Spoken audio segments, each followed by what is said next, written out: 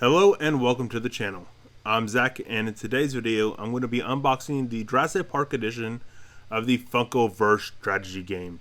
I haven't actually played the game yet, so today's video is just going to be an unboxing and some first impressions, but I will have a gameplay video coming up in the near future.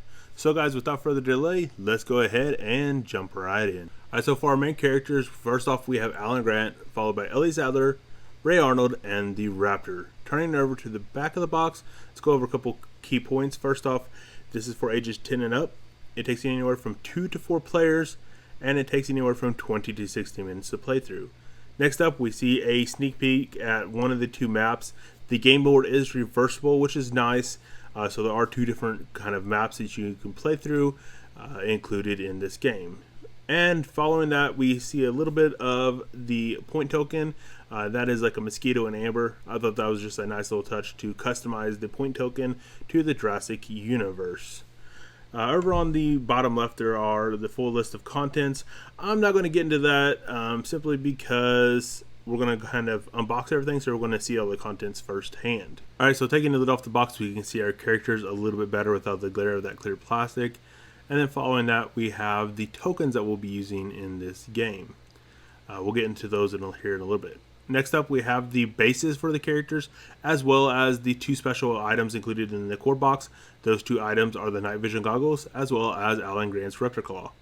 Next, we have the dice and the mosquito amber points. Those look pretty sweet at first glance, but we'll get into those here in a little bit too. Alright, so now we'll set aside the character tray with the sorting bins and explore all the goodies that are underneath. We'll set aside the rules because I've already read through those. That way I can give you guys a little bit better idea of the game as I'm unboxing it. And we'll pull out the first thing, which is going to be the cooldown cards.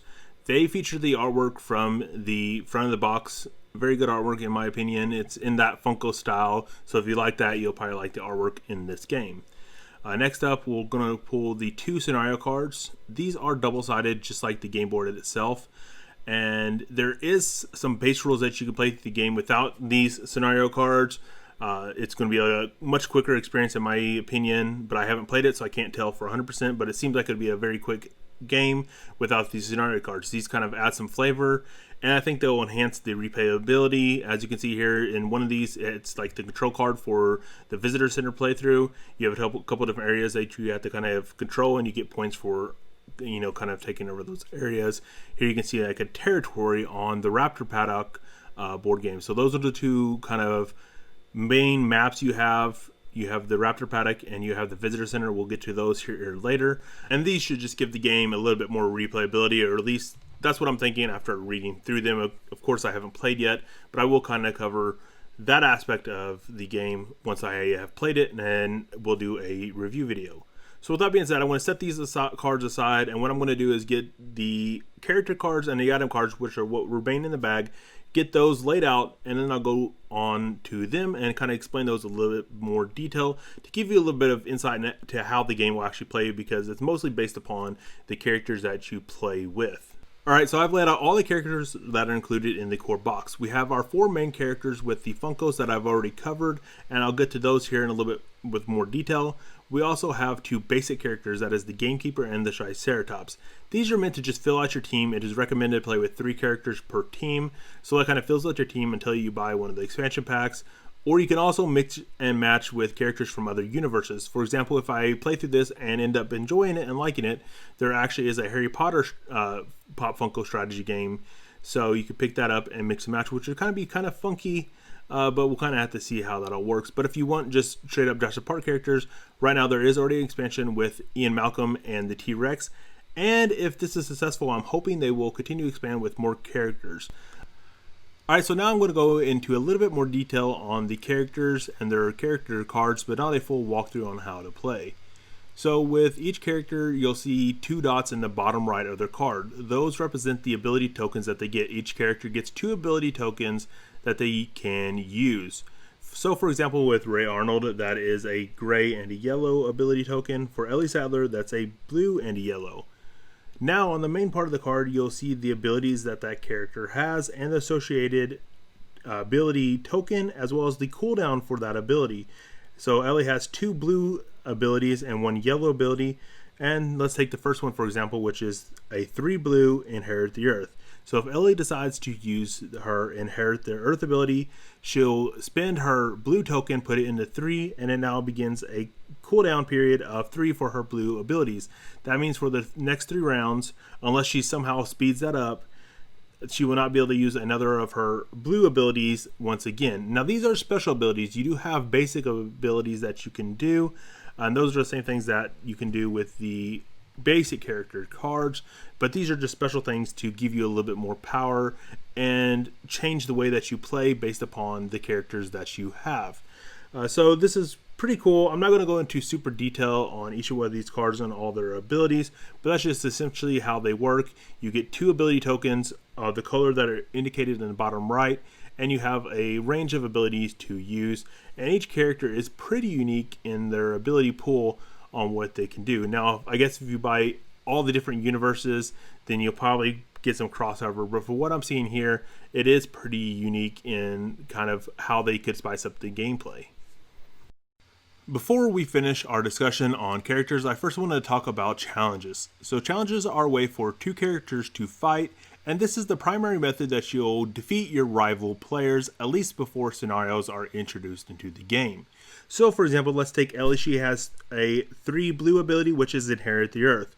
This allows her to do a challenge 2 to each standing rival Ellie can see within 2 squares. So essentially the base challenge is a challenge 2. So this allows her to essentially do that base challenge to multiple different enemies. If there are possibly 3 rivals kind of surrounding her, she can do a challenge 2 on each of those rivals. So the way that a challenge works is you get to roll the number of dice based upon the challenge. So hers is the challenge 2.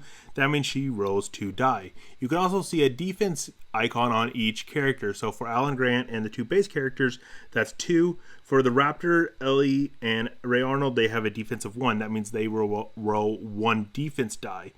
So if Ellie is against Ray Arnold and does her challenge 2, that means she has a pretty good chance of defeating Ray Arnold.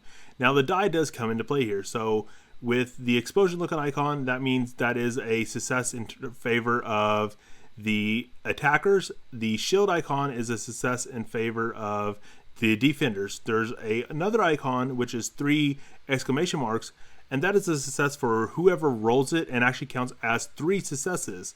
So the exclamation icon is very efficient. If you roll that, that means 3 successes. So Alan Grant actually gets 2 die. If he rolls a exclamation mark and a defense, that means he has 4 successes. And if Ellie just rolls 2 explosions, that means she only has 2 successes, meaning that Alan Grant will win that battle or that challenge. If the defending character wins the challenge, nothing will happen. If the attacking character wins the challenge, then the defending character will now enter the knocked down state. If that character is attacked once again while still knocked down, then they will enter another challenge series, and if they lose that, then they will now be knocked out. So in our scenario, Alan Grant won. He was the defending character, so nothing would have happened. Ellie's challenge would have failed. Now on the flip side, if Ellie would have won, Alan Grant would have been knocked down. Now if say, for example, Ellie wanted to attack him again while he was still knocked down, and Ellie won once again, Alan Grant would now be knocked out. His player would be taken off the board, and for the most part, he would no longer have any influence on the game. There are still some slight ways that he can take part in the game, but for the most part, he will no longer be able to use abilities or do challenges, so he will have a very, very small role in the game going forward, and that'll actually give Ellie's team a big advantage because she has more characters to utilize for her or their strategy. Alright, so real quick before we dive into the maps and showcasing the game boards, I want to go over the points real quick. And these are little mosquito amber pieces. Actually, not all the pieces have mosquitoes in them, but as far as the geometry goes, they're all shaped the same.